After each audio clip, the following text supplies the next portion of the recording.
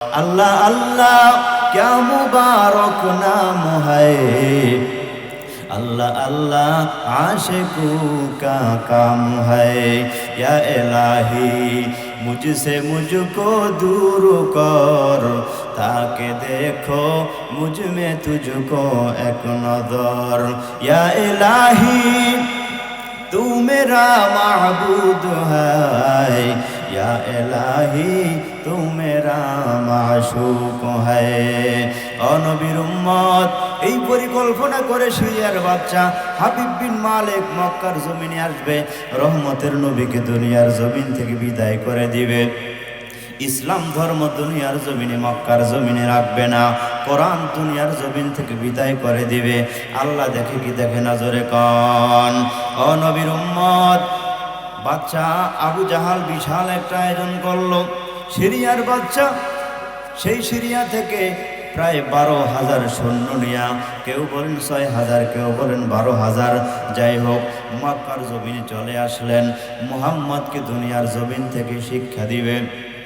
যখন বিভিন্ন জায়গায় মক্কার অলিতে গলিতে খবরটা ছড়িয়ে গেছে, মক্কার মধ্যে বিভিন্ন জায়গায় গোপনে সাহাবায়ে কেরামরা চোখের পানি ফালায় কান্নাকাটি করে আর ডাক দিয়া কয়, মালিক তোমার ইসলামকে তুমি হেফাজত করবা, তোমার কোরআনকে তুমি হেফাজত করবা, তোমার নবীকে তুমি হেফাজত করবা, কারণ তোমার উপরে কোনো ক্ষমতা নাই।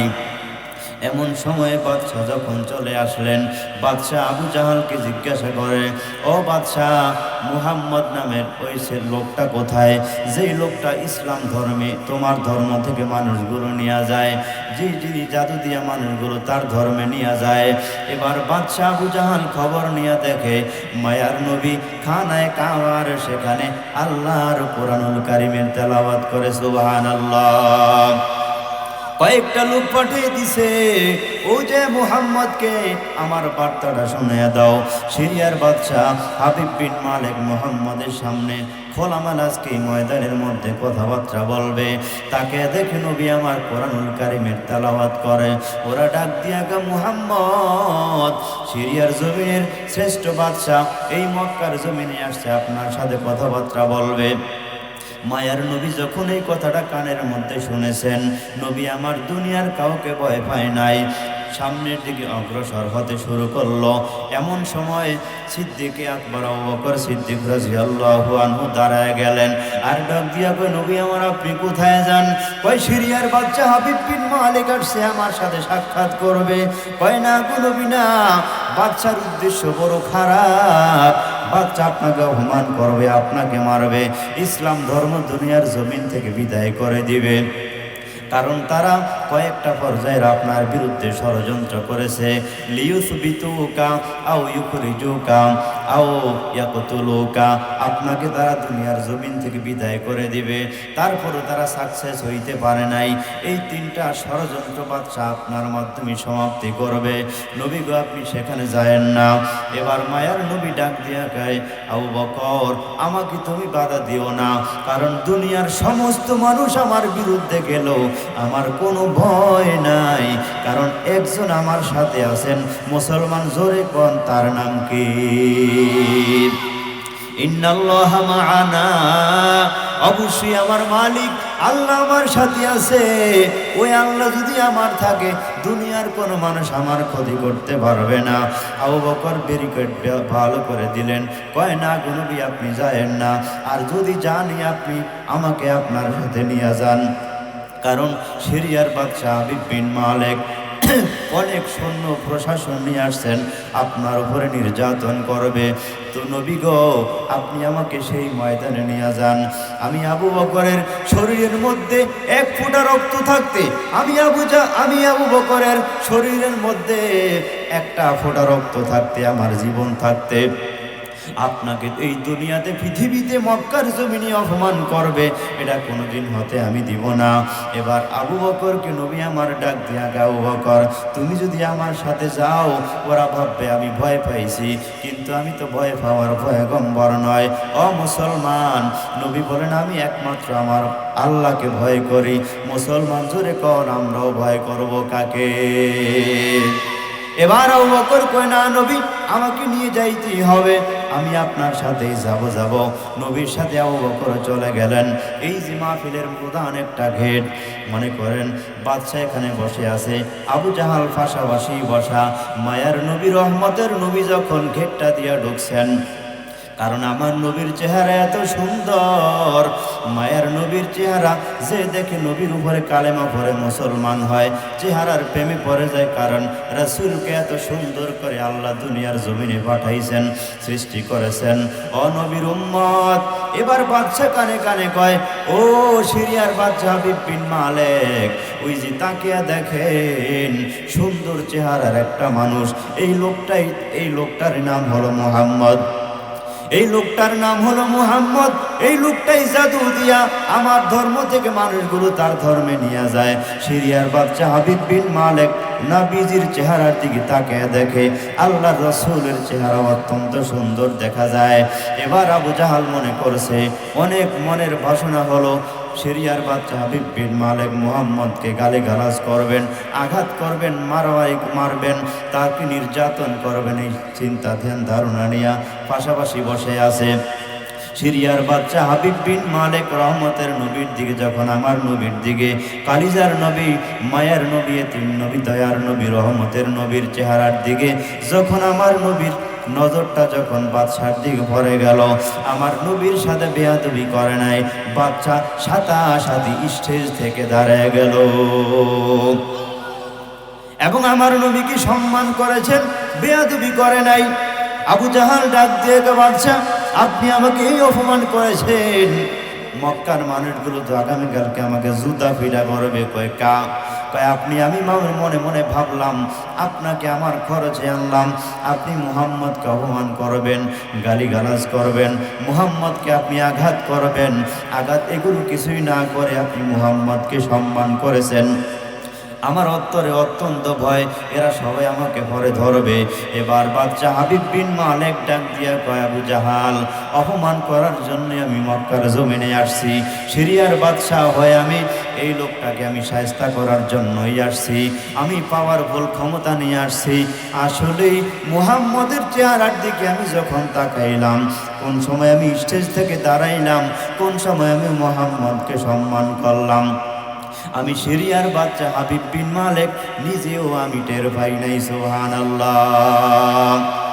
ইমামুল আউয়ালিন ওয়াল আখিরিন, বাহরে সদকা রহমাতাল লিল আলামিন, সাইয়্যিদুল কাউনাইনে খতমুল মুরসালিন, আখির আমদ বুদে ফখরুল আউয়ালিন। সাহাবায়ে কেরাম ডাক দিয়ে বলেন, তখন তো আমাদের জামানায় অভাবের অভাব নাই, সারাদিন একটা খেজুর খাইয়া 24টা ঘন্টা আমরা কাটিয়ে দিতাম, এমন অভাবে ছিল। ও নবীর উম্মত, সাহাবায়ে কেরাম ডাক দিয়ে বলেন, নাবিজি থাকতেন এক জায়গায়, আমরা থাকতাম অনেক দূরে, ক্ষুধার্ত অবস্থায় সহ্য করতে পারতাম না। 2 দিন 3 দিন পরে অনেক দূর থেকে কষ্ট করে রহমতের মায়ার নবীর চেহারার দিকে যখন 3 দিনের ক্ষুধা নিয়ে একবার আমরা তাকাইতাম, মায়ার নবীর চেহারা এত সুন্দর করে আল্লাহ বানাইছেন, রাসূলের চেহারা মুবারক দেখলেই আমাদের 3 দিনের 5 দিনের ক্ষুধা নিবারণ হয়ে যাইত। নবী আমার সামনে চলে আসছেন, সিরিয়ার বাদশা হাবিব বিন মালেক জিজ্ঞাসা করেন, আপনার নাম কি? আব্দুল্লাহ সন্তান, আপনি কি মুহাম্মদ? কয়, হ্যাঁ, আমার নাম মুহাম্মদ, আমার দাদার নাম আব্দুল মুত্তালিব, বাবার নাম আব্দুল্লাহ। বলে, আপনার সাথে আবু জাহালের কি সমস্যা? কয়, সমস্যা আমার কিছুই নেই, যত সমস্যা আমার চাচার। কয়, আপনি নাকি জাদু দিয়ে আপনার দলে মানুষগুলো নিয়ে যান। কয়, না রে বাদশা, এটা জাদু না, এটা হলো আল্লাহর কোরআন, আমি কোরআনের তেলাওয়াত করি, তেলাওয়াত শুনে মানুষগুলো আমার দলের উপরে মুসলমান হয়। এই মুসলমান হওয়া নির্যাতিত, এই মুসলমান হওয়া মজলুম মানুষগুলোর উপরে আমার চাচা আবু জাহাল আমার উপরে কঠিনভাবে নির্যাতন চালায়। এমন দিন ধারণা নিয়া এবার আবু জাহালের চামড়িটা বড় গরম হয়ে গেল। ডাক দিয়া কয়, মুহাম্মদ আসলেই সত্যিকারে একজন জাদুকর, হলো একটা জাদুঘর। এটা ওই কোরআনুল কারীমটাও নিজে বানাইছে। কোরআনের বিভিন্ন জায়গায় আল্লাহ তিনটা ভাবে কাফেরদের সাথে চ্যালেঞ্জ করেছেন, আবু জাহালের সাথে চ্যালেঞ্জ করেছেন। এটা হলো সত্য আল্লাহর কোরআন, এর মধ্যে কোনো সন্দেহ নাই। ও নবীর উম্মত, সিরিয়ার বাচ্চা হাবিব বিন মালিক ডাক দিয়া কয়, আপনি সত্যি পয়গম্বর? কয় হ্যাঁ। জিবরাইল আমিন মারফত, হেরাই গুয়া মারফত কোরআনুল কারীমের কোনো সময় 5 আয়াত 10 আয়াত, কোনো সময় ছোট্ট একটা সূরা, কোনো সময় একটা পৃষ্ঠা, ইসলামের প্রত্যেকটা প্রেক্ষাপটে যখন যা দরকার হতো আল্লাহ তাআলা আমার উপরে ওইগুলো কোরআনুল কারীম অবতীর্ণ করে, কোরআনুল কারীম অবতীর্ণ করেছেন। বাচ্চারে, আমি আসলে সত্যিকারের আল্লাহর পয়গম্বর, এর মধ্যে কোনো সন্দেহ নাই। সিরিয়ার বাচ্চা হাবিব বিন মালিক কয়, সত্যি আপনি আল্লাহর পয়গম্বর? কয় হ্যাঁ। বাচ্চার আগের অবস্থা ছিল একরকম, নবীজির চেহারা দেখে একটা আল্লাহ একটা ধাক্কা লাগিয়ে দিলেন হেদায়েতের দিকে। নবীজি যখন সামনে আসছেন, নবীর সাথে বাচ্চার কথা বলে অনেক ভালো লাগলো, কিন্তু আবু জাহেলের মেজাজ অত্যন্ত গরম হয়ে গেল। আমি আনলাম ওনাকে কি কারণে, উনি করতেছি কি, ব্যাপারটা কিছু বুঝলাম না। আগামী দিন তো মানুষ সবাই আমাকে মারবে। জোরে জোরে কোন কথা ঠিক কিনা? আর আসলে আপনি সত্যি পয়গম্বর? কয় হ্যাঁ, আমি সত্যিকার আল্লাহর নবী, এর মধ্যে কোনো সন্দেহ নাই। কয় যদি আপনি সত্যিকার আল্লাহর পয়গম্বর হন, আমার 3টা প্রশ্নের উত্তর দিতে হবে। জোরে বলেন ভাই, কয়টা প্রশ্ন? এই 3টা কথা শুনে আপনারা যাবেন সবাই, না এরা কি ভাগবেন? দেখি তো কারা কারা থাকবেন। লিল্লাহি তাকবীর। আল্লাহ আমাদের সব ভাইকে কবুল করেন, সকলে বলে আমিন। এবার নবীজিকে প্রশ্ন করলেন, সত্যিকারে আপনি আল্লাহর পয়গম্বর যদি হয়ে থাকেন, তাহলে আমার কয়েকটা প্রশ্নের উত্তর দিতে হবে। এই যে দিনের বেলায় আকাশের ভিতরে আপনি একটা চাঁদ দেখেন, সূর্যের কারণে যদিও একটু টলমল, তারপরেও চাঁদ মাঝে মাঝে আকাশে দিনে দেখা যায় কি যায় না? জোরে কোন। কয় এই চাঁদটাকে আপনি আকাশের মধ্যে 2টা টুকরা করে দিতে হবে, এবং ওই চাঁদ যদি বলে আপনি আল্লাহর নবী, আমি বিশ্বাস করব আল্লাহর নবী, আপনি আরেকটা ধাপে এই চাঁদটাকে মিলিয়ে দিতে হবে। পারবেন? নবী আমার ডাক দিয়া কয়, বাদশা রে, আমাকে একটু সময় দেয়া লাগবে, কারণ আমার একজন মালিক আছে, আমি তার সাথে যোগাযোগ করা লাগবে। সুবহানাল্লাহ। মুহাম্মদ হরগিজ না গুফতা, তানা গুফতা জিব্রাইল। মুহাম্মদ হরগিজ না গুফতা, তানা গুফতা জিব্রাইল। জিব্রাইল হরগিজ না গুফতা, তানা গুফতা রব জলিল। জিব্রাইল হরগিজ না গুফতা, তানা গুফতা রব জলিল। মুহাম্মদ সাল্লাল্লাহু আলাইহি ওয়াসাল্লাম নিজের থেকে কোনো কথা বানায়া বলেন নাই, যতক্ষণ পর্যন্ত জিবরাইল আমিন কোনো কথা না জানাইতেন, থেকে কোনো কথা বলতেন না, যতক্ষণ পর্যন্ত আল্লাহ হযরত জিবরাইল আমিনকে না বলতেন। তার দ্বারাই বোঝা গেল জিবরাইলের যত কথাগুলো নবীর কাছে পৌঁছে দিতেন। মুসলমান জোরে বলেন, সব কথাগুলো কার? মায়ার নবী ডাক দিয়ে, বাচ্চারে আমাকে একটু সময় দেয়া লাগবে, কারণ আমার একজন মালিক আছে। দুনিয়াতে যার মালিক নাই, দুনিয়াতে যার গার্ডিয়ান নাই, ওর গার্ডিয়ান হলো শয়তান। জোরে কোন কথা ঠিক কিনা? ও নবীর উম্মত, এবার ডাক দিয়া কয়, হ্যাঁ, যদি আপনি সত্যি পয়গম্বর হন, আপনার আল্লাহর কাছ থেকে আপনি কথাগুলো জেনে নেন। মায়ার নবী, রহমতের নবী আবু কুবাইস নামক পাহাড়ের উপরে উঠা চলে গেছেন, কারণ পাহাড় আল্লাহর এক নিশানা, পবিত্র স্থান পাহাড়। ওই পাহাড়ের উপর উঠা মায়ের নবী 2 রাকাত নামাজ আদায় করলেন। নামাজ আদায় করার পর মায়ের নবী এবার মুনাজাত দইরা চোখের পানি ফেলে কান্নাকাটি করেন, আর ডাক দিয়া বলেন, মালিক, সারা বিশ্বের মধ্যে সিরিয়ার বাচ্চা হলো অত্যন্ত ভয়ঙ্কর বাদশা, প্রশাসনিক সমস্ত ক্ষমতা নিয়ে মক্কার জমিনে আসছে, ইসলাম ধর্মকে দুনিয়ার জমিন থেকে বিদায় করে দিবে। আল্লাহ, ইসলাম তুমি রাখবা কি রাখবা না সেটা হলো তোমার সিদ্ধান্ত। আমার ব্যক্তিগত একটা প্রশ্ন হলো, তোমার দরবারে দরখাস্ত হলো, মক্কার জমিনে যেই সমস্ত নারী পুরুষগুলো তোমার উপরে কালেমা পড়ে মুসলমান হলো, আমি নবীকে নবী বলে মানলো, আবু জাহাল উতবা সাইবা আমার সুমাইয়ারে মারে, আমার বেলালে উত্তপ্ত গরম বালির মধ্যে শুয়ায়া হাত পায়ের মধ্যে ফেরাক লাগাইয়া দিয়া গলার মধ্যে গামছা লাগায়া মক্কার অলিতে গলিতে আমার বেলাল রে মারে, আমার গরিব সাহাবী সুহাইব রে মারে, আম্মার ইবনে ইয়াসির রে মারে। আমি নবী দূর থেকে তাকে দেখি, কিন্তু আমি কিছুই বলতে পারি না। আমার আবু বকর রে ওরা মারে গো আল্লাহ, আমি নবীর কোনো ক্ষমতা নেই, আমি দূর থেকে তাকে চোখের পানি ফালায় কান্নাকাটি করি। ও নবীর উম্মত, মায়ার নবী যখন করুণ কণ্ঠে এবং কান্নাকারি শুরু করে দিলেন, আল্লাহ তাআলার অন্তরে ধাক্কা লেগে গেল। মক্কার জমিনের বিভিন্ন জায়গায় যারা মহিলা সাহাবী ঘরের মধ্যে কান্নাকারি করে, আল্লাহ তুমি ইসলামকে রক্ষা করো। আজকে যদি শরিয়ার বাচ্চা হাবিব বিন মালিকের সামনে রহমতের নবী প্রশ্নের উত্তর বলে দিতে না পারে, ইসলাম ধর্ম দুনিয়ার জমিন থেকে বিলীন হয়ে যাবে। কে তোমাকে আল্লাহ আল্লাহ বলে ডাকবে? এই মক্কার জমিনে কোনো মানুষ আল্লাহ বলনেওয়ালা থাকবে না। আল্লাহ গো, তুমি ইসলামকে রক্ষা করো, তুমি মায়ার নবীর মান সম্মান হেফাজত করো। বিভিন্ন জায়গায় যখন চোখের পানি ফালায় কান্নাকারি শুরু হয়ে গেল, কারণ চোখের পানির অনেক দাম। চোখের পানি ফালায় যদি কেউ আল্লাহর দরবারে কোনো কিছু চায়, আমার মালিক চোখের পানির উসিলায় আল্লাহর গোলামের দোয়াকে কবুল করে নাই। দোয়া কবুল করে গোলাম যা চায়, আল্লাহ কিন্তু গোলামকে ফেরত দেয় না, ঠিক কিনা? মায়ার নবী যখন চোখের পানি পালায়া হাউমাউ করে কান্নাকাটি করেছেন, ইতিমধ্যে জিব্রাইল আমিনের আগমন। জিব্রাইল আলাইহিস সালাম ডাক দিয়ে গো নবী গো, আর কান্না করতে হবে না, আপনার চোখের পানি আল্লাহ কবুল করে নিয়েছেন। সমস্ত সাহাবায়ে কেরামের চোখের পানি আল্লাহ কবুল করে নিয়েছেন। মক্কার মহিলা সাহাবায়ে কেরামদের চোখের পানি আল্লাহ কবুল করেছেন। ও নবী গো, আর টেনশন করতে হবে না, আজকের বিজয়ের মালা আপনার গলায় আল্লাহ সিরিয়ার বাচ্চার সামনে পরে দিবেন। জোরে জোরে কন্যা সুবহানাল্লাহ। ও নবী গো, আপনি যাবেন, আঙ্গুল দিয়ে ইশারা করলে আল্লাহ আসমানের চাঁদটাকে দুই টুকরা করে দিবেন। ওই চাঁদই সাক্ষী দিবে আপনি আল্লাহর পয়গম্বর।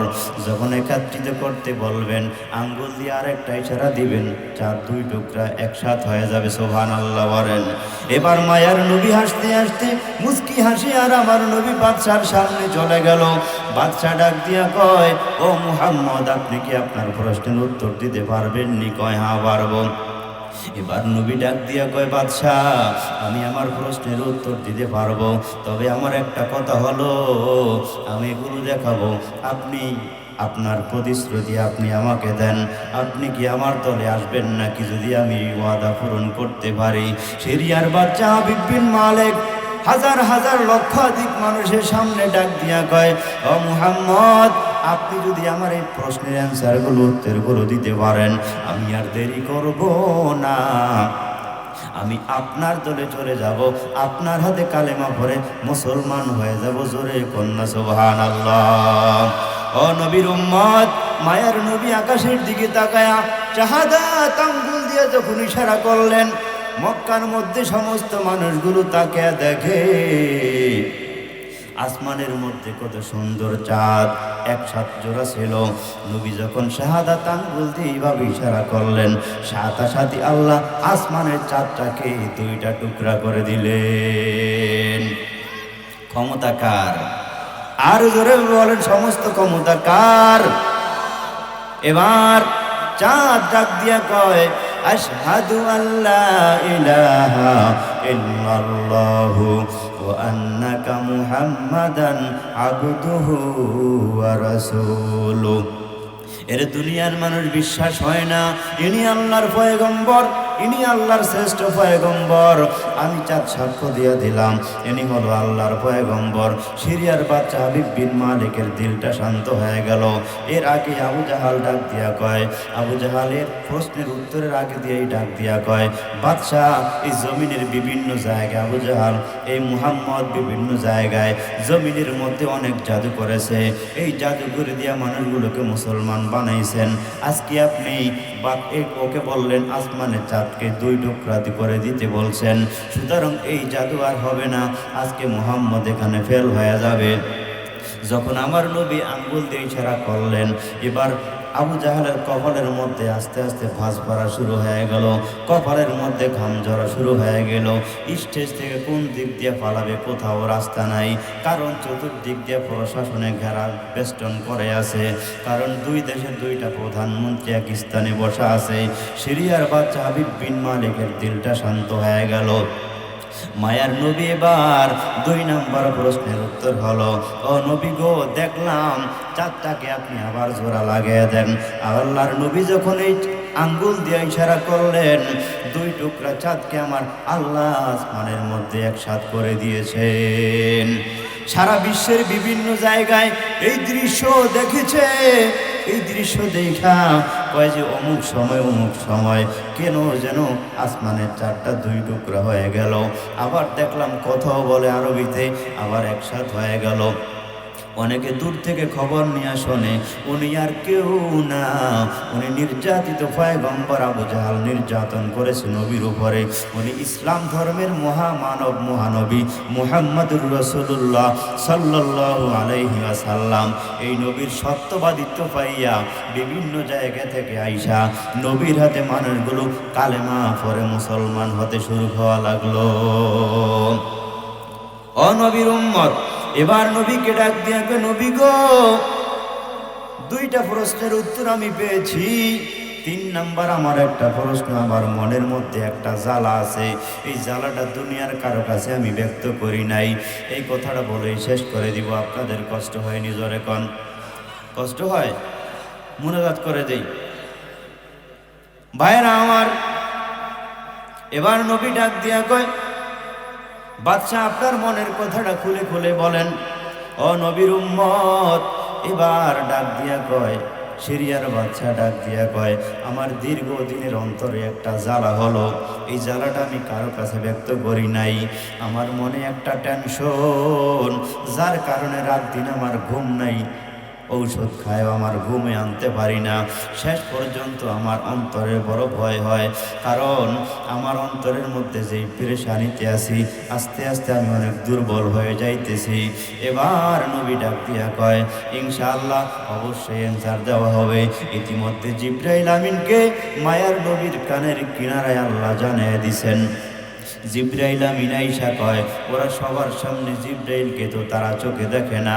মায়ার নবীর কানের কিনারে আইসা জিবরাইল ডাক দিয়া কয়, নবী গো, আল্লাহ এই মুহূর্তে আমাকে আপনার কাছে পাঠিয়ে দিছেন এই কথাটা জানার জন্য।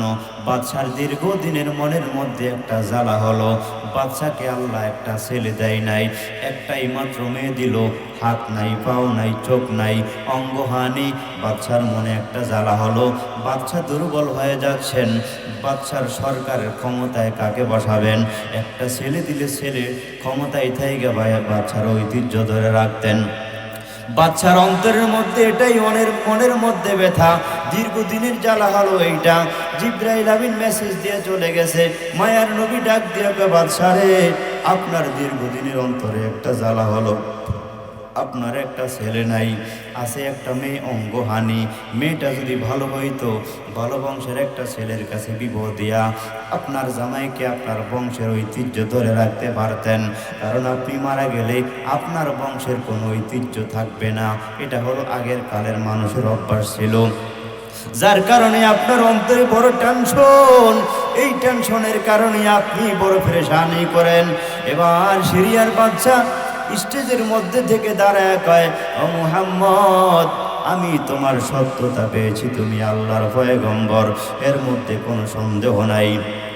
এবার মায়ার নবী রহমতের নবীর হাতে লক্ষাধিক মানুষের সামনে সিরিয়ার বাচ্চা কালেমা পড়ে মুসলমান হয়ে গেল। আবু জাহালকে ওয়ার্নিং দিতেছে, আবু জাহাল সাবধান, এই রসুলের সাথে বেয়াদবি করবি না, হয়তোবা তোর কপালে মাহির আছে না নাই, জোরে কন। খবরদার, আমি মুহাম্মাদের ভক্ত হয়ে গেলাম, মুহাম্মাদের প্রেমে পড়ে গেলাম, কারণ মুহাম্মদকে আসি দুনিয়ার জমিন থেকে শায়েস্তা করার জন্য ৬,০০০-এর মতো প্রশাসন আছে, ওরা ডাক দিয়ে বাদশাহ স্টেজ থেকে নামিয়েন না, কারণ আপনি বলছেন মুহাম্মদকে শিক্ষা দিবেন। মুহাম্মদ হলো একজন ভুয়া নবী, সে ভুয়ার প্রচার করে। মুহাম্মদ তো প্রত্যেকটা কাজ সত্য করে দেখায় দিল, সুতরাং আপনি মুহাম্মাদের সাথে হাসতে হাসতে জান্নাতে যাবেন, সুতরাং আমাদেরকে আপনি কোথায় রেখে গেলেন? ওরা ডাক দিয়া কয়, তোমরাও কি মুসলমান হবা নাকি? কয়, হ্যাঁ, আমরাও এই নবীর উপরে ঈমান আনতে চাই, মূর্তির পূজা আর করতে চাই না। নিজের হাতে মূর্তি বানায়া কোন পাগলে এইটা পূজা করে, এমন আবল তাবল ধর্মে আর থাকতে চাই না। চন্দ্র সূর্যের পূজা করতে চাই না, গাছের পূজা করতে চাই না, মাছের পূজা করতে চাই না। একমাত্র এই নবী, এই নবীকে যে আল্লাহ দুনিয়ার জমিনে নবুয়ত দান করলেন, ওই কোরআনটাকে মানতে চাই, কোরআন তেলাওয়াত করতে যাই, নবীর উপরে কালিমা পড়ে মুসলমান হতে চাই। মায়ার নবী সবাইকে ময়দানের মধ্যে সবাইকে এক বাক্যে পড়ে দিন, লা ইলাহা ইল্লাল্লাহু মুহাম্মাদুর রাসূলুল্লাহ। ওরাও কালেমা পড়ে মুসলমান হয়ে গেল। জোরে জোরে কন্যা সুবহানাল্লাহ। সিরিয়ার বাচ্চা হাবিব বিন মালিক বাড়ির মধ্যে চলে গেল, দরজার মধ্যে নক করলো। হঠাৎ করে ঘরের মধ্য থেকে একটা সুন্দরী, একটা রূপসী একটা মেয়ে আইসা বাচ্চারে পাঞ্জা কইরা ধইরা ডাক দেয়াকে, আব্বু তুমি কোত্থেকে আসছো রে বাবা, কোত্থেকে আসছো? সিরিয়ার বাচ্চা চোখের পানি ফালায়া ডাক দিয়া কয়, মারে, তোর মতো একটা মেয়ে যদি আমার থাকতো, আমার দিলটা শান্ত হয়ে যাইতো। ভালো একটা ছেলের কাছে আমি বিবাহ দিয়া তোমাকে আমি আমার সরকারের, আমার রাজত্বের প্রধানমন্ত্রীর আসন ধরে রাখতে পারতাম। কপাল বড় খারাপ, একটা মেয়ে দিল আল্লাহ অঙ্গহানি। বাচ্চা বারবার ওই মেয়েটাকে, বাবা আমি তো তোমার সেই মেয়ে। বাচ্চা তাকে দেখে রুমের মধ্যে, ওই মেয়েটাকে দেখে না। চতুর্দিকে ঘরের মধ্যে তালাশ করে, সিরিয়ার বাচ্চা হাবিব বিন মালিকের অঙ্গহানি মেয়েকে দেখে না। বিবির ডাক দিয়ে কবে, বিরে এই মেয়েটাকে, ওর মতো একটা মেয়ে হইলে আমার কপালটা বড় ধন্য হয়ে যাইতো। বাদশার বিবি ডাক দিয়ে কয়, স্বামী আমার, একটা ঘন্টার মতো হয়ে গেল, অঙ্গহানি মেয়েটা আমার ঘরের মধ্যে আমার নাই। এই মেয়েটা আমাকে আম্মা আম্মা বলে বারবার ডাকে রে স্বামী, আমার ওই মেয়েটাকে আমি ঘরের মধ্যে দেখি না। এবার মেয়ে ডাক দিয়ে কয়, বাবা আমি তোমার সেই অঙ্গহানি মেয়ে, যেই মেয়ের দুইটা হাত ছিল না, পা ছিল না, চক্ষু ছিল না, আমাকে মোটামুটি তোমরা খাওয়াই দিতা, আমি তোমার সেই অঙ্গহানি মেয়ে রে বাবা। সিরিয়ার বাচ্চা ডাক দিয়া কয়, মারে এই পরিবর্তন কিভাবে, একটু আমাকে তুই একটু ভালো করে বলে বল।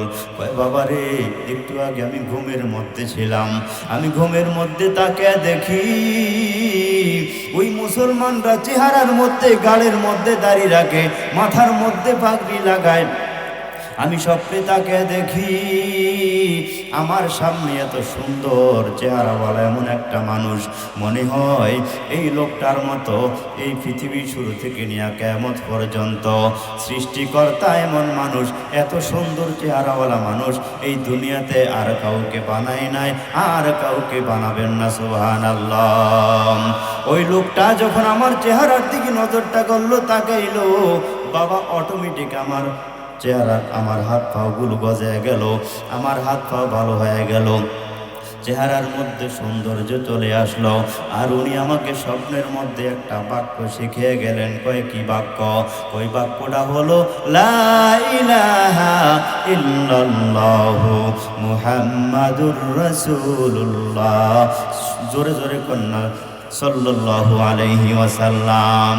এবার সিরিয়ার বাচ্চা ডাক দিয়ে কয়, বাবারে, হ্যাঁ এই তো আমার শ্রেষ্ঠ পয়গম্বর, আখিরি জামানার পয়গম্বর নবী মুহাম্মাদুর রাসূলুল্লাহ সাল্লাল্লাহু আলাইহি ওয়াসাল্লাম। একটু আগে আমি ওই নবীর হাতে কালেমা পড়ে মুসলমান হয়েছি। সুতরাং ওই আমার শ্রেষ্ঠ পয়গম্বর, ওই নবীর কারণে আল্লাহ আমার মনের নেক মাকসাদ পূরণ করে দিয়েছেন। ও নবীর উম্মত, কয়েকটা উটে করে, কয়েকটা ঘোড়ার উপরে সাওয়ার করে বাদশা, সিরিয়ার বাদশা আমার মায়ার নবীর জন্য কয়েক লক্ষ টাকার হাদিয়া মক্কার জমিনে পাঠিয়ে দিলেন। সুবহানাল্লাহ। সম্মানিত হাজিরিন, তিনি তো আপনার আমার পয়গম্বর, ঠিক কিনা জোরে কন? ওই নবী আমার উম্মতের জন্য মদিনায় শুয়া শুয়া কান্নাকাটি করে। আজকে কোরআনের মাদ্রাসার মাহফিল, তাই আসুন আমাদের সন্তানগুলোকে কোরআন কমপক্ষে 3টা বছর মাদ্রাসায় লেখাপড়া করে কোরআনটা শিক্ষা দিব, ঠিক আছে তো ইনশাআল্লাহ? 3টা বছর সন্তানটাকে নুরানিতে পড়ায়া তারপরে সন্তানটাকে স্কুলে দেন, কোনো সমস্যা নাই। কারণ সন্তানটাকে কোরআন যদি আপনি শিক্ষা না দেন, এই সন্তান কিয়ামতের ময়দানে আল্লাহর দরবারে মামলা দায়ের করবে। কি বলবে শুনবেন একটু? এটা বলেই শেষ করে দিব, ঠিক আছে? কিয়ামতের ময়দানে আল্লাহ অনেক সন্তানদেরকে জাহান্নামের অর্ডার দিবেন, আর ওরা ডাক দিয়ে বলবে, আল্লাহ জাহান্নামে যাব, কোনো সমস্যা নাই, আমাদেরও একটা দরখাস্ত আছে। কোরআনুল কারীমের মধ্যে আল্লাহ উল্লেখ করে দিয়েছেন, রব্বানা ইন্না আতা'না সাদাতানা ওয়া কুবারানা ফাআদাল্লুনা সাবিলা। আয় আল্লাহ, আমি এমনি এমনি গোমরা হই নাই, আমার মা বাবা এর পিছনে আছে। আমি যখন ছোট্ট ছিলাম, ফাআদাল্লুনা সাবিলা, আমার মা বাবার নিকটবর্তী যখন ছিলাম, মায়ের বাবার আয়াতের মধ্যে যখন ছিলাম, আমার মা বাবা ছোটবেলায় আমাকে কোরআনুল কারীম শিক্ষা দেয় নাই, সুন্দর একটা ইসলামী নাম রাখে নাই। আয় আল্লাহ, তোমার নবীজির সুন্নাত, ছেলে হইলে 2টা খাসি, মেয়ে হইলে 1টা খাসি দিয়া আকিকা করাইতে হয়, সুন্নতটা আদায় করে নাই, যার কারণে আমার জীবনে মুসিবতের অভাব নাই। আজকে বড় মুসিবতে পড়ে গেলাম। আমার মা বাবা যদি কোরআনটা কমপক্ষে শিক্ষা দিত, কোরআন পরে পরে আমি জানতাম কিভাবে আমল করলে জান্নাতি হওয়া যায়। কোরআন পরে পরে আমি জানতাম কোনটা আমল করলে জাহান্নামের আগুন থেকে বাঁচা যায়। কোরআনের উপর আমল করে করে আমি জানতাম কিভাবে মা বাবার খেদমত করতে হয়। কোরআন পরে পরে জানতাম কোন কথাটা বললে তোমার বিরোধিতা করা হয়। কোরআন পরে পরে জানতাম আমি কোন পথে দুনিয়াতে রাজনীতি করতে হয়। কোরআন পরে পরে জানতাম আল্লাহ কোরআন তেলাওয়াত করলে সওয়াব হইতো আল্লাহ। সুতরাং এগুলো থেকে আমার মা বাবা বঞ্চিত করেছে। সুতরাং তোমার দরবারে একটা দরখাস্ত, আজকে যদি আমি জাহান্নামের বাসিন্দা হয়ে থাকি কোরআন না মানার কারণে, কোরআন তেলাওয়াত করার না কারণে, তাহলে তোমার দরবারে আমার একটা দাবি, যেই মা বাবা আমাকে ছোট্টবেলায় কোরআনুল কারীমটা শিক্ষা দেয় নাই, আজকে আমার ওই মা বাবাকে জাহান্নামের আগুনে আগে আগে দাও, তাদের পিছনে পিছনে আমিও আগুনে যাইতে রাজি আছি। জোরে জোরে কন্যা নাউজুবিল্লাহ। হাদিস পড়েছি, মদিনার নবী বলেন, ক্বালান নবী সাল্লাল্লাহু আলাইহি ওয়াসাল্লাম, মান ক্বারাআল কুরআন ফাস্তাযহারাহু ফাহাল্লা হালালাহু ওয়া হাররামা হারামাহু আদখালাহুল্লাহুল জান্নাহ ওয়া শাফাআহু ফি আশরাতিন মিন আহলি বাইতিহি কুল্লুহুম কদ ওয়াজাবাত লাহুমুন নার। মদিনার নবী আমার বলেন, কেউ যদি কারো সন্তানটাকে কোরআনুল কারীমের হাফেজ বানাইতে পারে, ওলামায়ে কেরাম মুফাসসিরিনে কেরামরা ব্যাখ্যা করেছেন, মান করার দ্বারা, মান করাল কোরআন দ্বারা এখানে হাফেজে কোরআন মুরাদ। উদ্দেশ্য হলো হাফেজে কোরআন। যার সন্তানটাকে কোরআনুল কারীমের হাফেজ বানাবে, ওই সন্তানটা সিনার মধ্যে কোরআন ঢুকায়া মরণ পর্যন্ত কোরআনের উপর আমল করতেই থাকবে। সুবহানাল্লাহ। মা বাবা কবরে থাকবে, মা বাবার কবরের কিনারায় সন্তান দাঁড়ায় যদি দোয়া করে আর কোরআনুল কারীমের তেলাওয়াত করে, মদিনার নবী আমার বলেন, কোরআন তেলাওয়াত কি উসিলা করে আল্লাহ ওই মা বাবার কবর আযাবটা বন্ধ করে দিবেন।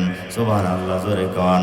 নবী আমার ডাক দিয়া কয়, কারো সন্তান যদি কোরআনুল কারীমের হাফেজ বানাইতে পারে, তার বংশ থেকে আমি আল্লাহ কিয়ামতের ময়দানে আমি তাকে পারমিশন দিয়া দিব। হাফেজে কোরআনদেরকে আল্লাহ ডাক দিয়া বলবেন, এ হাফেজে কোরআন আয়, আমার কোরআন তোমার সিনার মধ্যে ঢুকাইছো, কোরআনের উপর তুমি আমল করছো, যার কারণে আমার কোরআন দামি। কোরআন তোমার সিনার মধ্যে থাকার কারণে তোমার সিনাটাও দামি হয়ে গেল। আজকে আমি আল্লাহ তোমাকে পারমিশন দিয়া দিলাম, তোমার আত্মীয় স্বজনের মধ্যে ঘনিষ্ঠ 10 জন মানুষের ব্যাপারে তুমি শাফাত করো।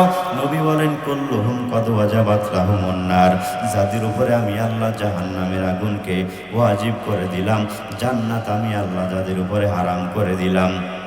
এবার হাফিজ কোরআন ডাক দিয়ে বলবে, আল্লাহ 1 নম্বরে আমি যে হাফিজ হইলাম আমার মায়ের অবদান, 2 নম্বর হলো আমার বাবার অবদান, 3 নম্বর আমার দাদা দাদুর অবদান, আমার নানা নানুর অবদান, আমার বড় ভাইয়ের অবদান, আমার ছোট চাচা মেজু চাচা বড় চাচার অবদান আছে।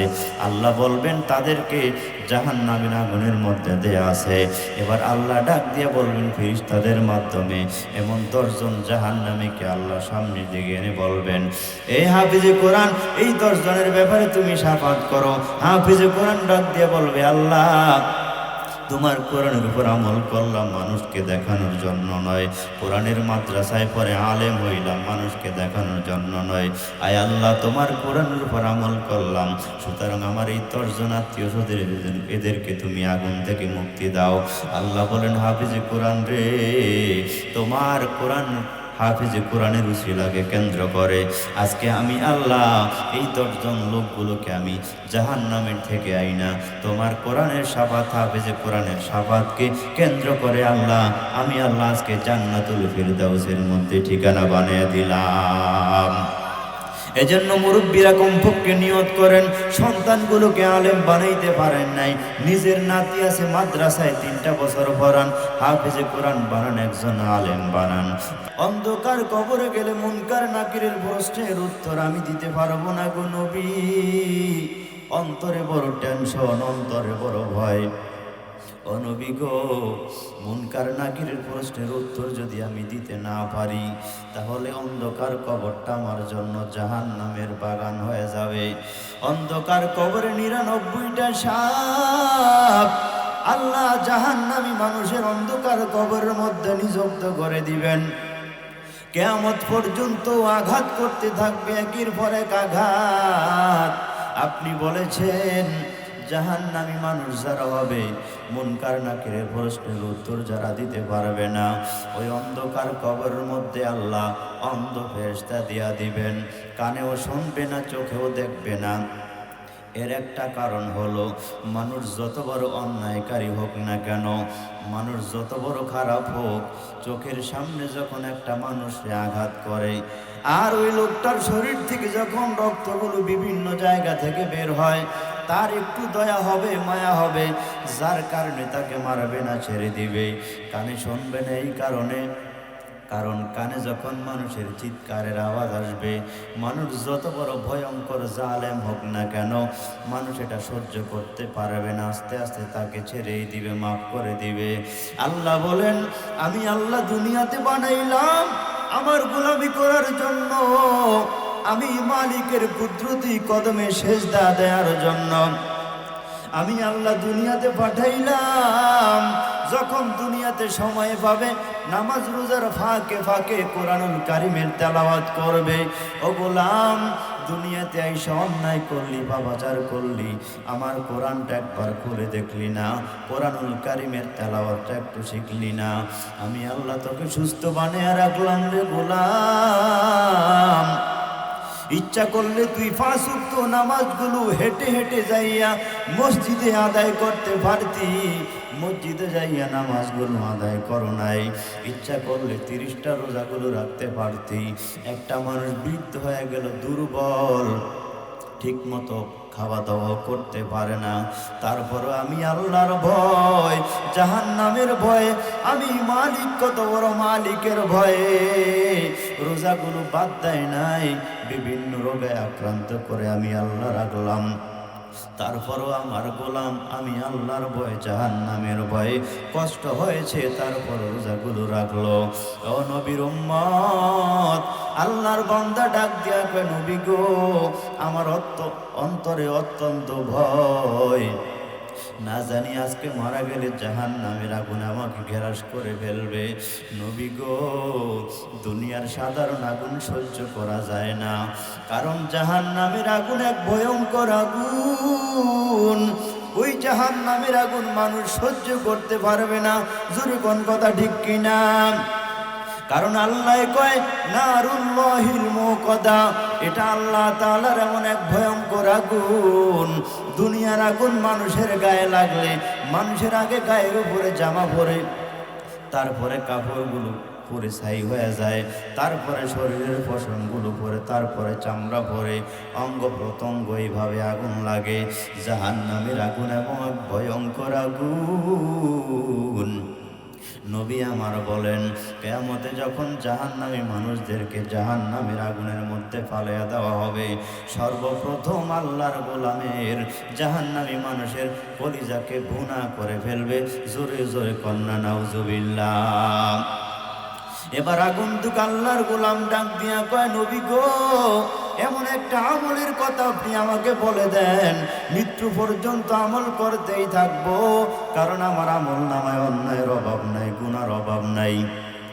মায়ার নবী ডাক দিয়া কয়, আল্লাহর গোলাম, তুমি বলছো আসমানের চাইতে তোমার গুনাহ অনেক বড়, জমিনের চাইতে তোমার গুনাহ বড়, সমুদ্রের পানির চাইতেও তোমার গুনাহ অনেক বড়। এবার জবাব দে, তোর গুনাহ বড় না আমার আল্লাহর রহমত অনেক বড়? জোরে কন। আল্লাহর গোলাম চুপ করে বসে আছে। মায়ার নবী ডাক দিয়া কয়, আল্লাহর গোলাম, ওরে আগন্তুক গোলাম, তুমি বলো তোমার আমল নামায় গুনার কোনো অভাব নাই। তোমার গুনাহ যত বড়, তার চাইতে কোটি কোটি গুণে আমার আল্লাহর রহমত আরো অনেক বড়। এবার নবী আমার ডাক দিয়া বলে, সকাল সন্ধ্যায় একটা আমলের কথা তোমাকে আমি বলে দেই।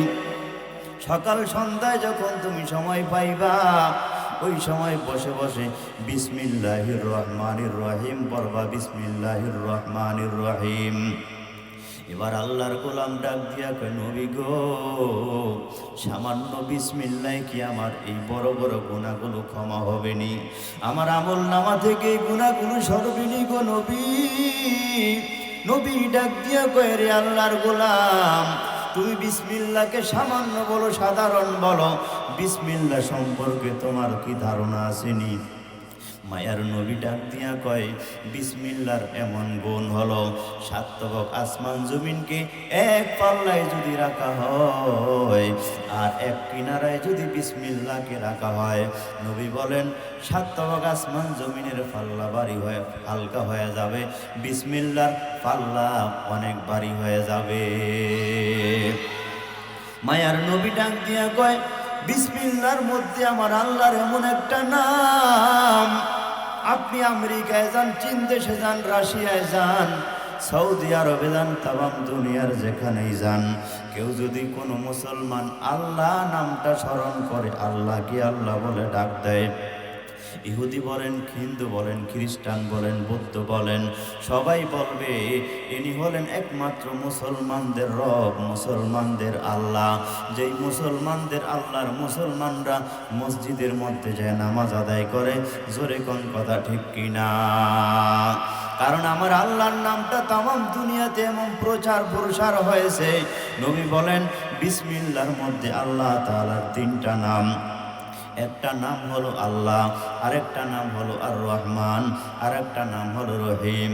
নবী বলেন এই তিনটা নামের উসিলায় এখনো পর্যন্ত রহিম নামের উসিলায় দুনিয়া আল্লাহ তাআলা টিকিয়ে রাখছেন। ওরে গোলাম, তোমার তো বিসমিল্লাহ সম্পর্কে ধারণা নাই, তুমি তো বলেই ফেলছো বিসমিল্লাহ হলো সাধারণ আমল। না রে গোলাম না, মদিনার নবী বলেন, ক্বালান নবিয়্যু সাল্লাল্লাহু আলাইহি ওয়াসাল্লাম, মান ক্বালা বিসমিল্লাহি মাররাতান লাম ইয়াবকা মিন যুনুবিহি যাররা, আও কামা ক্বালান নবিয়্যু আলাইহিস সালাতু ওয়াস সালাম। মায়ার নবী বলেন, ইয়াকিন এবং ইখলাস সহকারে কেউ যদি একবার বিসমিল্লাহ পড়তে পারে, অন্তরের মধ্যে আমার মালিককে হাজিরানা করে, হাজির নাজির করে, বিসমিল্লাহ কে কিনে এবং ইখলাসের সাথে পড়তে পারে, মায়ার নবী বলেন লাম ইয়াবকা মিন যুনুবিহি যাররা, ওই গোলামের আমল নামায় যেন নবী বলেন যাররা পরিমাণ কোনো গুনাহ বাকি থাকে না। জোরে কোন সুবহানাল্লাহ। ওরে নবীর উম্মতের দল, এজন্য যখনই সময় পাবেন বিসমিল্লাহর উপরে আমল করবেন। কারণ মায়ার নবী বলেন কেউ যদি সকাল সন্ধ্যায় মাগরিবের নামাজের পর 19 বার বিসমিল্লাহ, ফজরের নামাজের পর 19 বার বিসমিল্লাহির রহমানির রহিম পড়েন, নবী বলেন জাহান্নামের মধ্যে আযাবরত ফেরেশতা হলো 19 জন আযাবরত ফেরেশতা। কেউ যদি সকাল সন্ধ্যায় বিসমিল্লাহর আমল করতে পারে, কিয়ামতের ময়দানে আল্লাহ তাকে জাহান্নামের আগুনের মধ্যে দিবেন না। 19 জন ভয়ঙ্কর আযাবকারী যে ফেরেশতারা আছেন তাদের আযাব থেকে আল্লাহ হেফাজত করবেন। তার মানে আল্লাহর গোলামকে বিসমিল্লাহর আমলের কারণে আল্লাহ জান্নাতের মেহমান বানিয়ে দিবেন। মায়ার নবী বলেন আগুন তো এমন এক ভয়ঙ্কর আগুন, আগুনের বললে আগুনের মধ্যে কেউ যদি পড়ে, ফেরেশতা বলেন মানুষ বলেন যা বলেন সবাই আগুনের মধ্যে পুরে ছাই ছাই হওয়ার কথা। জাহান্নামের প্রধান ফেরেশতা হলেন মালিক দারোগা। মালিক দারোগায় জাহান্নামী মানুষদেরকে নির্যাতন করার জন্য, জাহান্নামী মানুষদেরকে শাস্তি দেওয়ার জন্য বিভিন্ন জায়গায় যখন পাঠিয়ে দেয়, আর তিনি আঙ্গুলের হাত দিয়া যেই ফেরেশতার কপালের মধ্যে বিসমিল্লাহির রহমানির রহিম লিখে দেন, এই বিসমিল্লাহির রহমানির রহিম আঙ্গুলের লেখার কারণে উনি জাহান্নামের বিভিন্ন স্থানে যায়, ফেরেশতার গায়ে জাহান্নামের আগুনের তাপ লাগে না। ও নবীর উম্মত, এই জন্য ইঙ্গিত করে মায়ার নবী বলেন জাহান্নামের আগুন আল্লাহ ফেরেশতাদের জন্য বানায় নাই, জাহান্নামের আগুন আল্লাহ গাছের জন্য বানায় নাই, জাহান্নামের আগুন আল্লাহ মাছের জন্য বানায় নাই, জাহান্নামের আগুন আল্লাহ পাথরের জন্য বানায় নাই। মুসা নবীর নাম শুনছেন নি আপনারা? জোরে কন, আর জোরে কন। মুসা পয়গম্বর একদিন রাস্তা দিয়ে হেঁটে যাচ্ছেন, একটা সময় তাকে দেখে বিশাল বড় একটা পাথরের বিশাল একটা স্তূপ, ছোট্ট ছোট্ট পাথর, ওই পাথরের মধ্যে ছোট্ট একটা পাথর হাউমাউ করে মানুষের মধ্যে কান্নাকাটি করে। মুসা নবী আশ্চর্য হয়ে গেল, আর ডাক দিয়া বলল কিরে পাথর, এখানে পাথরের অভাব নাই, তুই কেন কান্নাকাটি করো? পাথর ডাক দিয়া কয় আল্লাহর নবী গো, আমি জানি আপনি আল্লাহর শ্রেষ্ঠ পয়গম্বর, আপনি যদি আল্লাহর দরবারে দরখাস্ত করেন, নবীদের দরখাস্ত আল্লাহ ফিরিয়ে দেয় না, কারণ নবীদের জবান অত্যন্ত পবিত্র, নবীদের হাত পবিত্র, অন্তর পবিত্র, জবানটাও পবিত্র। কারণ পবিত্র অন্তর দিয়ে যদি আল্লাহর কাছে কিছু চাওয়া হয়, আল্লাহ তাআলা ওই দাবি অবশ্যই মানিয়া লন। আর নাপাক অন্তর দিয়ে বান্দা যদি যত কিছু আল্লাহর কাছে চাবি, আমার মালিক আল্লাহ নাপাক মানুষের অন্তরে ডাকে সাড়া দেয় না। জোরে জোরে কোন কথা ঠিক কিনা? এবার আল্লাহর গোলাম, এবার পাথর ডাক দিয়ে কয় ও নবী মুসা, আপনি আল্লাহর দরবারে আমার কাছে দরখাস্ত করেন, আল্লাহর দরবারে আমার ব্যাপারে একটু দরখাস্ত করেন। কারণ আল্লাহ বলছেন উইদ্দাত লিল কাফিরিন, কিয়ামতের ময়দানে আল্লাহ জাহান্নামের আগুনে মানুষদেরকে জ্বালাবেন। এর আগের আয়াতের মধ্যে আল্লাহ বলছেন কিয়ামতের ময়দানে জাহান্নামের ইন্ধন হবে মানুষ এবং পাথর। সুতরাং আমি পাথরকেও তো আল্লাহ জাহান্নামে রাখবে, কিন্তু আপনার বয়ান শুনে আমার দিলটা বড় কাঁপে, ওই আগুনের মধ্যে আমি কিভাবে থাকবো? আপনি আল্লাহর কাছে বলেন পাথরের অভাব নাই, সব পাথর তো আল্লাহর দরবারে কান্নাকাটি করে না। দুনিয়াতে মানুষের অভাব নাই, সব মানুষ আল্লাহর ভয়ে কান্নাকাটি করে না। সবাই আমার মালিকের ভয়ে কাঁদে না, সবাই আল্লাহর আযাবের ভয়ঙ্কর আযাবের কথাগুলো শ্রবণ করে বিশ্বাস করে করে অনেকেই কাঁদে না। দুনিয়াতে কান্নাকাটি করার মানুষ অনেক কম, সুতরাং পাথর অনেক আছে। আমার ভয় হয় না জানি আল্লাহ আমাকে জাহান্নামের আগুনে জ্বালাইয়া দেয়। নবী গো, আপনি একটু আল্লাহর কাছে দরখাস্ত করেন, আল্লাহ যেন আমাকে কিয়ামতে জাহান্নামের আগুনের মধ্যে আমাকে ইন্ধন না বানায়। এবার মুসা নবী ডাক দিয়া কয় আল্লাহ গো, ছোট্ট একটা পাথর তোমার জাহান্নামের ভয় কাঁদে। ও মালিক, তুমি পাথরের দরখাস্ত কবুল করে নাও। আল্লাহ ডাক দিয়া কও, মূসা আপনার জবান পবিত্র, আপনি আমার শ্রেষ্ঠ পয়গম্বর, দুনিয়াতে সবচাইতে আমি আপনার সাথে কথাবার্তা বেশি বেশি বললাম, কারণ ওয়া কাল্লামাল্লাহু মূসা তাকলিমা, আমি আপনার সাথে কথাবার্তা বললাম, হাজার সওয়াল জবাব আপনার সাথে আমি করতাম। মূসারে জবান পবিত্র, আমি আল্লাহর দরবারে পাথরের ব্যাপারে চেয়েছো, যা ওই পাথরের চোখের পানি আমি আল্লাহ কবুল করে নিলাম, কান্না কবুল করে নিলাম। আমি আল্লাহ ওয়াদা করলাম দুনিয়া থেকে অনেক পাথর জাহান্নামের মধ্যে আমি আল্লাহ ইন্ধন বানাবো, কিন্তু তাদের তো সেখানে শাস্তি হবে না, এমনভাবে আমি আল্লাহ রাখবো পাথরের কোনো সমস্যা হবে না। এই পাথর যেহেতু আমি আল্লাহর ভয় কান্নাকারি করেছে আর আপনার কাছে দরখাস্ত করেছে, আমি আপনার দরখাস্ত, পাথরের দরখাস্ত কবুল করে নিলাম। আমি আল্লাহ ছোট্ট এই পাথরটাকে জাহান্নামের মধ্যে আমি আল্লাহ দিব না। জোরে জোরে কোন সুবহানাল্লাহ। ও নবীর উম্মত, নবী বলেন পাথরকে তো আল্লাহ জাহান্নামের আগুনে জ্বালানোর জন্য বানাই নাই, গাছকে জাহান্নামের আগুনে দেওয়ার জন্য আল্লাহ বানাই নাই। ও মুসলমান, মদিনার নবী আমার বলেন আগুন আল্লাহ বানাইছেন জিন এবং মানুষের জন্য। সুতরাং সকাল সন্ধ্যায় কেউ যদি বিসমিল্লাহর উপর আমল করতে পারে, আমলটা ধরে রাখতে পারে, পাথর যদি আল্লাহর ভয়ে কান্নাকাটি করার কারণে জাহান্নামের আগুন থেকে বাঁচতে পারে, ওই ফেরেশতারা যদি কপালে, মালিক দারোগা কপালে যখন লিখে দেয় বিসমিল্লাহির রহমানির রহিম, এই বিসমিল্লাহ লেখার কারণে আগুন তাকে স্পর্শ করতে পারে না। নবী বলেন আমার যে উম্মত সকাল সন্ধ্যায় বিসমিল্লাহর উপর আমল করবে, সে কোনোদিন জাহান্নামের আগুনে জ্বলবে না। বিসমিল্লাহর আমলকে কেন্দ্র করে আল্লাহ কিয়ামতের ময়দানে তাকে শ্রেষ্ঠ জান্নাতুল ফেরদাউসে জায়গা করে দিবেন। জোরে জোরে কোন সুবহানাল্লাহ।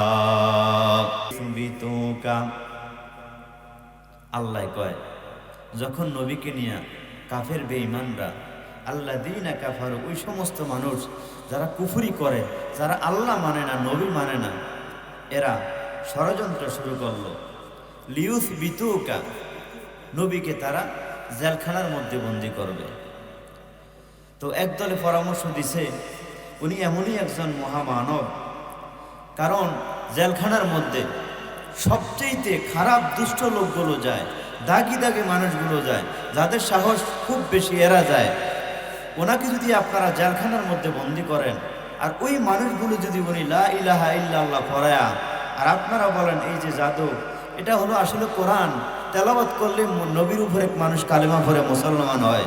আবু জাহাল কয় জাদু, যাই হোক, কয় যে এটা তেলাওয়াত যদি তিনি সেখানে করেন আর দাওয়াত দেন, ওই মানুষগুলো মুহাম্মদের আয়ত্ত যদি হয়ে যায়, একটা সময় স্লোগানের ছোটে জেলখানা ভেঙ্গে চুরমার হয়ে আপনার ক্ষমতাতে এখানেই টিকবে না। কারণ এমন ক্ষমতাদের কিছু মানুষ জেলখানায় যায় যাদের সাহস অত্যন্ত বেশি। আবু জাহেলকে হতো ঠিক কথা, তো তাহলে তো জেলখানায় দেওয়া যাবে না। তখন তারা কি করবে সিদ্ধান্ত করছে, একদলে সিদ্ধান্ত করছে আও ইয়াকতুলুকা, অথবা মুহাম্মদকে তাহলে আমরা হত্যা করে ফেলবো, যাতে যখন মুহাম্মদকে হত্যা করব, তাকে মেরে ফেলবো, তার কেউ ভক্ত দাবি করতে পারবে না। যারা মোটামুটি দাবি করবে বিভিন্ন জায়গায় আমরা শায়েস্তা করব, আস্তে আস্তে ইসলাম ধর্ম এমনিই নিভে যাবে। এত সহজ নাকি জোরে কর। সম্মানিত হাজিরিন, কেউ কেউ পরামর্শ দিছে এই যদি মুহাম্মদকে হত্যা করতে যাও, অনেক লম্বা কথা, যদি মুহাম্মদকে হত্যা করতে যাও তাহলে তারও দলে বলে লোক আছে, তারাও তো তোমাদেরকে ছাড়বে না, সারা দেশের মধ্যে একটা দাঙ্গা হাঙ্গা শুরু হবে। অতএব এগুলো বাদ দিয়া একটা সমঝোতা করো, কিভাবে কি করা যায়। হয় যদি মুহাম্মদের ধর্ম সত্য হয় তাহলে আমরা তার ধর্মে চলে যাব, আর যদি তার ধর্ম সত্য না হয়, আমাদের ধর্ম সত্য হয়, চূড়ান্ত পর্যায়ে পরিপূর্ণভাবে তোমরা একটা প্রমাণ করো, আমরা তোমাদের ধর্মেই থাকবো। ঠিক কিনা জোরে কন। তার মধ্যে আর ঠেলাঠেলি ধাক্কাধাক্কি হবে না। আবু জাহেল কয় না, এটাও ভালো লাগে না। আল্লাহ তারপরে কয় আও ইউখরিজুকা, তারা সিদ্ধান্ত নিল না হয় মুহাম্মদকে আমরা এই দেশ থেকেই তাড়িয়ে দিব। যদি মুহাম্মদকে এই আরব ভূখণ্ড থেকে তাড়িয়ে দেয় তাহলে তিনি অনেক দূরে চলে যাবেন, সাহস পাবে না। এজন্য আমরা এই কাজটা করতে পারি।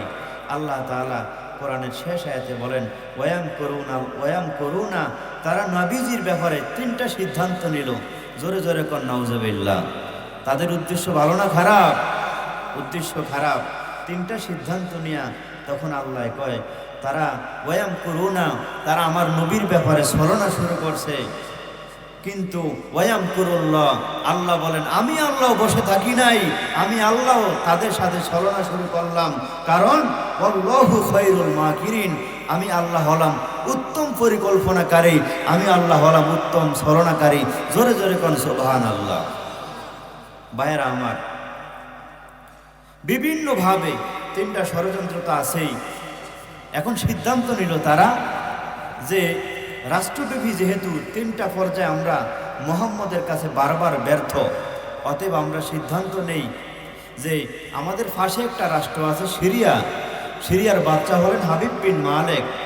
সে মুসলমান দেখলে সেই মুসলমানদের উপর নির্যাতন করে, নাউজুবিল্লাহ কন। এবার সিদ্ধান্ত নিছে যেহেতু আমরা নিজেরা মুহাম্মদকে বশ করতে পারি না, তাহলে সিরিয়ার বাচ্চা হাবিব বিন মালেককে আমাদের এখানে অতিথি করে আইনা এখন তাকে জিনিসটা জানানো হোক, সে যদি জানে, কারণ সেও কি কাফের, আমিও কাফের। বাদশার কাছে একটা পত্র লেখলো, অনেক লম্বা কথা, আমি খুব সংক্ষেপে বলতেছি।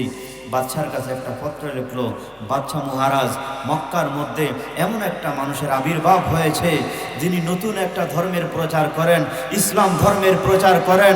প্রতিনিয়ত মানুষগুলো তার জাদুতে মুসলমান হয়, আমাদের ধর্ম থেকে চলে যায়। সুতরাং আপনার একটা সমস্যা হলো, একটা সময় এই মক্কা যদি তারা বিজয় করে, আপনিও তো সিরিয়ার বাচ্চা, আপনিও তো কাফের, হয়তোবা আপনার এই রাষ্ট্রটাও তারা দখল করবে। চিন্তা করেন বাতিলদের অন্তরে কত ভয়, ঠিক কিনা জোরে কন। সুতরাং আপনি একে বশ করেন এবং আপনার প্রশাসনিক যত ক্ষমতা আছে প্রয়োগ করে মুহাম্মদকে আপনি দুনিয়ার জমিন থেকে শায়েস্তা করেন, আমি আপনার যত সহযোগিতা লাগে সব করব। বাদশাহ যখন এই পত্র পাইলেন, বাদশাহ উত্তর দিলেন, আবু জাহাল মক্কার মধ্যে এত বড় সাহস, আবু জাহাল মক্কার মধ্যে এত বড় সাহস, এই লোকটাকে ইসলাম ধর্মের প্রচার করে। সুতরাং এটা কোনো মুহূর্তে আমি মানতে পারি না, আমি মক্কার জমিনে যাব। আপনি বিশাল একটা আয়োজন করেন, সেই স্টেজের প্রধান সভাপতি থাকবেন আপনি নিজে, আমি থাকব প্রধান অতিথি, এবং আপনার দলের যত নেতা আছে, সারা দেশের যত মানুষ আছে, সবার সামনে আমি মুহাম্মদকে অপমান করব, শায়েস্তা করব। আমি আব্দুল্লাহ সন্তান মুহাম্মদকে দেখে নিব। চিৎকার করে বলেন নাউজুবিল্লাহ। এই ষড়যন্ত্র করে আল্লাহ দেখে কি দেখে না? জোরে কর। কারণ আল্লাহ কয় ইউরিদুনা লিইউতফিউ নূরাল্লাহি বিআফওয়াহিহিম ওয়াল্লাহু মুতিম্মু নূরিহি ওয়ালাউ কারিহাল কাফিরুন। জোরে বলেন আল্লাহু আকবার। আল্লাহ কয় আমি আল্লাহ আমার কোরআনকে তামাম দুনিয়ায় প্রচার করব, কোরআনকে আমি আল্লাহ দুনিয়ার জমিনে প্রতিষ্ঠিত করব, কোরআনের আলোকে আমি আল্লাহ তামাম দুনিয়াতে জ্বালাবো, কোরআনের আলোকে কেউ নিভাইতে পারবে না। ইসলাম ধর্মকে আমি আল্লাহ নিজে টিকিয়ে রাখবো, কারণ ইন্নাদ-দীনা ইনদাল্লাহিল ইসলাম, আমি আল্লাহর মনোনীত ধর্ম হলো ইসলাম। আমি আল্লাহ দুনিয়াতে ইসলাম আর মুসলমানদেরকে এত মোহাব্বত করি, ভালোবাসি, অন্য কোনো ধর্মের মানুষকে আমি আল্লাহ এত মোহাব্বত করি না। কারণ ইসলামের মধ্যে আসলে শান্তি, ইসলামওয়ালা মানুষগুলো আল্লাহকে ডাকে। দুনিয়ার জমিনে যখন কোনো বিপদে পড়ে মুসলমান কাকে স্মরণ করে? জোরে কন। আল্লাহ কয় যখন আমি আল্লাহকে আল্লাহ বলে ডাক দেয়, আমি আল্লাহর কুদরতি অন্তর শান্ত হয়ে যায়, ঠান্ডা হয়ে যায়, আমি আল্লাহর উপরে কর্তৃত্ব এবং ওয়াজিব হয়ে যায়। আমার গোলাম মুসলমানদেরকে আমি আল্লাহ হেফাজত করা। সুবহানাল্লাহ। আল্লাহ কয় আমার সিদ্ধান্ত হলো, ইচ্ছা হলো, তামাম দুনিয়াতে আমি আল্লাহ ইসলামকে প্রতিষ্ঠিত করব, কোরআনকে প্রতিষ্ঠিত করব। মুসলমান তামাম দুনিয়ার নাস্তিক, বেঈমান, কাফের, মুশরিক, আবু জাহাল, উতবা, সাইবা, ফেরাউন, হামান, সাদ্দাত, কারুন, নমরুদ সহ শয়তানের যত বাহিনী আছে ওরা কোরআনের বিরোধিতা করে, মাদ্রাসার বিরোধিতা করে। আপনারা ইমানি হালতে জবাব দেন, বাংলার জমিন আগের থেকে মাদ্রাসা বাড়ে না কমে? জোরে কন। অনেকে চরমনাইয়ের বিরোধিতা করে, চরমনাই মানুষ বাড়ে না কমে? তাবলিগ ওয়ালার বিরোধিতা করে, তাবলিগে টঙ্গীর ময়দান মানুষ আগের থেকে কম হয় না বেশি হয়? কারণ আল্লাহ কয়, যেই আলো আমি আল্লাহ নিজে জ্বালাবো ওই আলো দুনিয়ার কোনো মানুষ নিভাইতে পারবে না।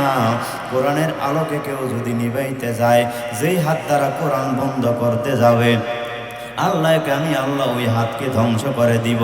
যেই জবান দ্বারা কোরআনকে বন্ধ করার পায়তারা করে, আল্লাহ কয় আমি আল্লাহ ওই জবানকে ধ্বংস করে দিব। যেই অন্তর দ্বারা পরিকল্পনা করবে কোরআনকে বন্ধ করে দিবে, কোরআন দুনিয়াতে থাকতে দিবে না, আল্লাহ কয় ওই অন্তরকে আমি আল্লাহ ধ্বংস করে দিব। কারণ এই কোরআন হলো একমাত্র আমি আল্লাহর কালাম, ঠিক কিনা?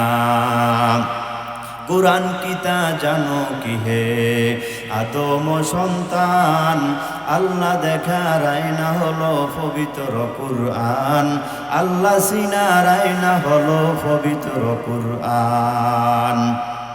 আল কোরআনের মাঝে দেখো যত সব অক্ষর, আল কোরআনের মাঝে আছে যত সব অক্ষর, প্রতি হরফ মাওলা সিনার বিশাল এক ভান্ডার, প্রতি হরফ মাওলা সিনার বিশাল এক ভান্ডার।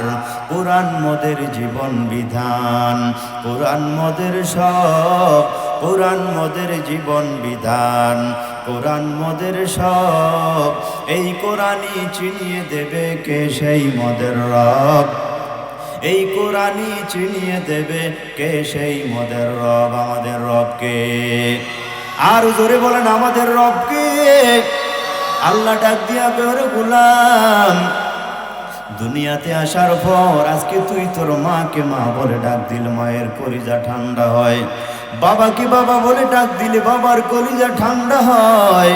অথচ তোর মা বাবা দুনিয়ার জমিনে তোকে বানাইতে পারে নাই, তোকে বানাইলাম আমি আল্লাহ।